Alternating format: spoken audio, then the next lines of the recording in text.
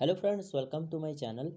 तो दोस्तों, आज की इस वीडियो में हम एम एस एक्सेल के बारे में बात करेंगे और मैं आपको बताऊंगा कि बेसिक फार्मूलाज जो एम एस एक्सेल में लगते हैं वो कौन कौन से होते हैं। आप इसको बेसिक फार्मूलाज कह लो, बेसिक नॉलेज कह लो।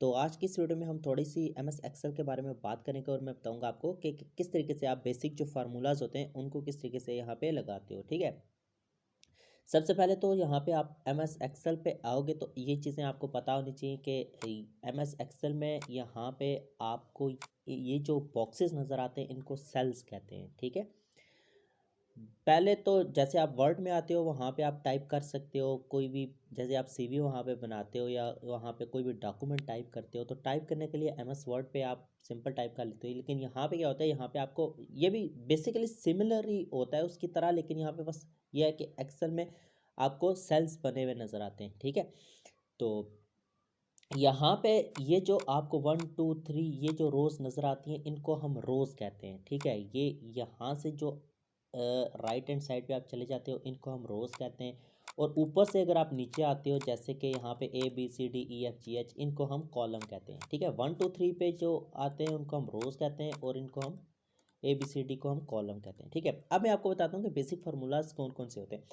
जैसे कि फॉर एग्जांपल आपको कोई भी फार्मूला लगाना है, जैसे कि आपको एडिशन का फार्मूला लगाना है प्लस का। ठीक है, जैसे आप यहाँ पे लिखते हो 2 लिखते हो और नेक्स्ट आप लिखते हो 3। ठीक है, कोई भी आप एग्जांपल ले लो। ठीक है, एक मैंने 2 नंबर लिख दिया। आप 2 नंबर को प्लस कैसे करते हो? आप किसी भी जगह पे अगर 2 नंबर को प्लस करते हो तो आप लिखते हो 2 + 3। लेकिन यहाँ पे क्या होता है, एक्सेल में थोड़ा सा डिफरेंट होता है, इस तरीके से नहीं किया जाता। अब आपको इनको प्लस करना है तो प्लस करने के लिए जो बेसिक रूल होता है, बेसिक फार्मूला होता है, सबसे पहले वो इक्वल का होता है। ठीक है, आपने यहाँ पे इक्वल पुट करना होता है। इक्वल पुट करने के बाद अब आपको जो भी फार्मूला लगाना है वो आप लगाते हो। जैसे कि इक्वल के बाद हमने लगाना है फार्मूला सम का, तो हम यहाँ पे लिखेंगे सम। सम लिखने के बाद यहाँ पे ब्रैकेट डालेंगे। ठीक है, और अब आपको 2 + 3 भी नहीं लिखना, आपको वो सेल को उस सेल पे क्लिक करना है जिन 2 सेल्स को आपने प्लस करना है। तो हमने इन 2 सेल को प्लस करना है, इस तरीके से हमने किया। ठीक है, इसके बाद हम करेंगे यहाँ पे ब्रैकेट क्लोज। ये हमने ब्रैकेट क्लोज कर दी और इसके बाद इंटर कर दिया, तो यहाँ पे हमारे पास एक नंबर आ गया 5, जो कि 2 + 3 = 5 होता है।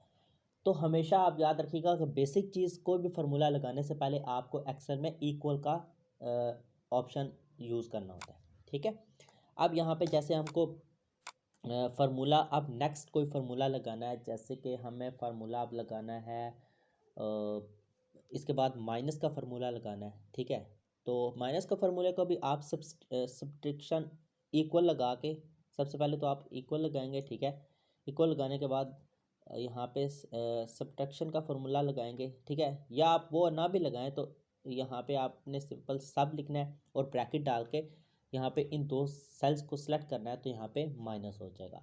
ठीक है, इसके बाद जैसे आपको यहाँ पे मल्टीप्लाई का लगाना है, मल्टीप्लाई का आप किस तरीके से लगाओगे, इक्वल डालोगे। ठीक है, इक्वल करने के बाद आपको यहाँ पे जो आपने जिन 2 सेल्स को माइनस या प्लस करना है उन 2 सेल्स को यहाँ पे लिखना है। जैसे कि हमने ये यहाँ पे 2 किया। ठीक है, इसके बाद माइनस का डाला निशान, इसके बाद हमने 3 किया। ठीक है, हमेशा आपको सेल्स को सिलेक्ट करना है, आपको कभी भी खुद से डिजिट नहीं लिखना। ठीक है, इसके बाद आप इंटर करोगे तो ये -1 आ गया, क्योंकि 2 - 3 = -1 होता है। ठीक है, इस तरीके से। इसके बाद जैसे आप डिवाइड करते हो तो डिवाइड का भी यही है, आपने इक्वल लगाया। ठीक है, यहाँ पे इक्वल लगाने के बाद आपको यहाँ पे 2 में से 3 डिवाइड करना है। ठीक है, अब जैसे 2 लिखा। ठीक है, और 2 जहाँ पे लिखा हुआ है उस बॉक्स को हमने क्लिक किया। इसके बाद हमने यहाँ पे डिवाइड का जो निशान होता है वो डाला। इसके बाद हमने यहाँ पे इस बॉक्स को हमने क्लिक किया और हमने इंटर किया, तो हमारे पास 0.66 वैल्यू होगी जो डिवाइड करके। तो दोस्तों, इस तरीके से आपको एक्सेल की ये जो बेसिक नॉलेज है कि आपको हर फार्मूला इक्वल टू से शुरू होता है, और आपको कुछ भी प्लस माइनस एवरेज का फार्मूला लगाना है। ठीक है, तो आपको हमेशा बॉक्सेस को सेलेक्ट करना होता है, कभी भी आपको खुद से डिजिट पुट नहीं करने होते। तो ये थी आज की छोटी सी इन्फॉर्मेटिव वीडियो। उम्मीद करता हूँ आपको पसंद आएगी। वीडियो चल के चैनल को सब्सक्राइब कीजिएगा। मिलते हैं।